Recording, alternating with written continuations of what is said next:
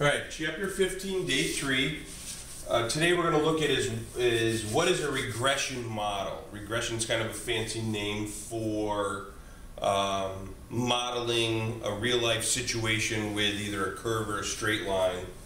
What we're going to do is we're going to talk about scatter plots, which display the data, scattered dots on a grid. Okay. But for scatter plots, we try to find a regression model to best fit the data. In life, there's things that you might graph, whatever business that you're in, and you're trying to model it so that way you can make future predictions. And so it's good to have a model of data. Now, basic things to look for when we're looking for a model. The shape of it, all right? Does it appear to be linear? Here's some different types that we have, okay? Linear, kind of like a straight line, either positive or negative. Logarithmic, it starts out steep and then it kind of flattens off, almost like a sideways parabola, all right? But just half of one. Exponential has a y-intercept. You talked about these in 9th grade, and then it gets steeper, steeper, steeper, steeper. And power will not touch the x-axis. Actually, it could start out at 0, I'm sorry. Starts out at 0, and then it heads up. Its basic form, 0, 0, is its starting point. And it'll head upward. Kind of almost like exponential, but it doesn't head up as steep. Exponential gets steeper, steeper, steeper. This is more like a basic quadratic graph. Now, when we talk about regression models, the line of best fit, that phrase is linked to the word linear. So if it ever says, like, find the line of best fit, they're talking about linear. If they're talking about look for the best fitting model, then it could be any one of these. But if it specifically says find the line of best fit, line, linear, all right? They're talking about a linear model. How do we create these models? Well, here's some characteristics of them, all right? Read through that. But how do we create them? We use our calculator. And we're going to do this in class, but you have to make sure, and we'll show you how to get your diagnostics on, okay?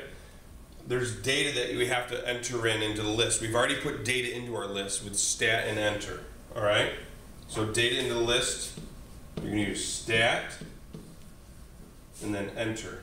That's how you get data into list. Create a scatter plot of the data.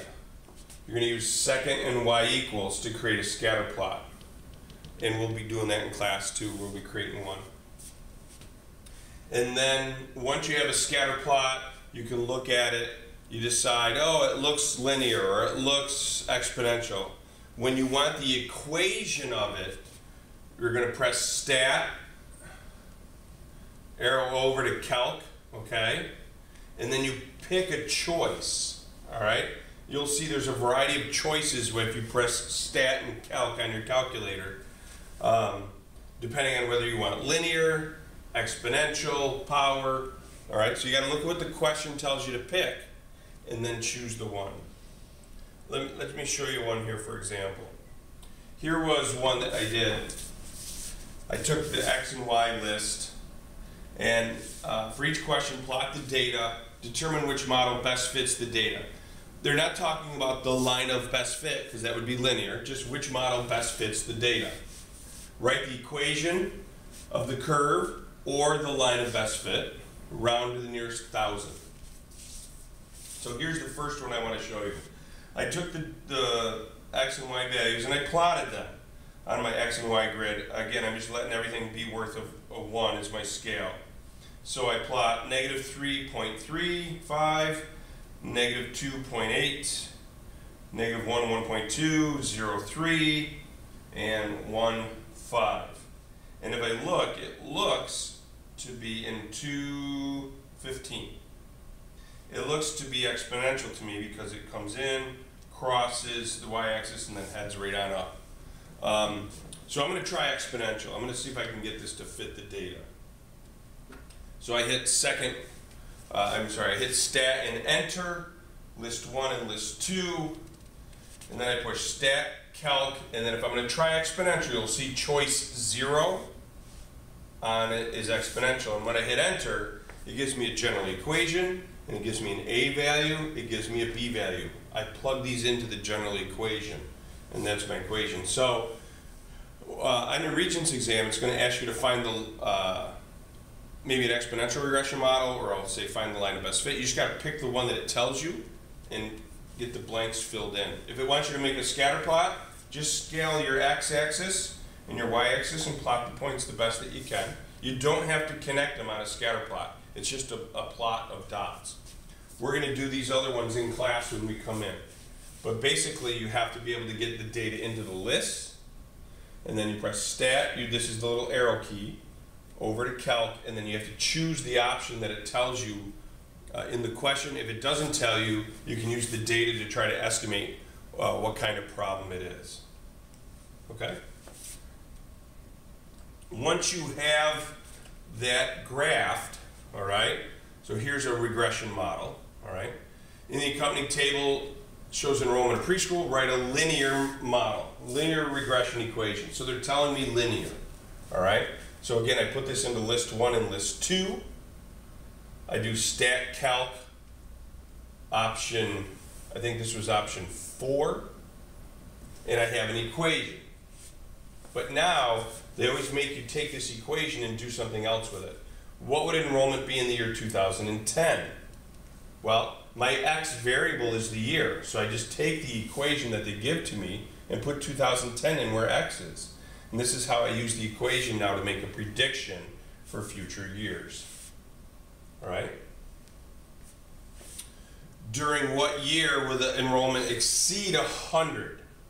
So now, another way is to ask is, give me something about the y value. In what year will the enrollment exceed 100? So what you do, you set 100, and you want the enrollment to be greater than 100. Okay? During what year? I guess you could make it equal to 100, because then you know when it hits 100, then anything beyond that is when it's greater than 100. So 1.08 x minus 2125. So I'm going to add 2125, divide by 1.08, and that'll be your answer. That'll give you during what year the enrollment will exceed 100. Because when it hits 100, the very next instant after that will exceed 100. Okay? All right. We're going to practice these in class, but basically you're getting an equation, using it to make a prediction, or using it to work backwards if you know the y value.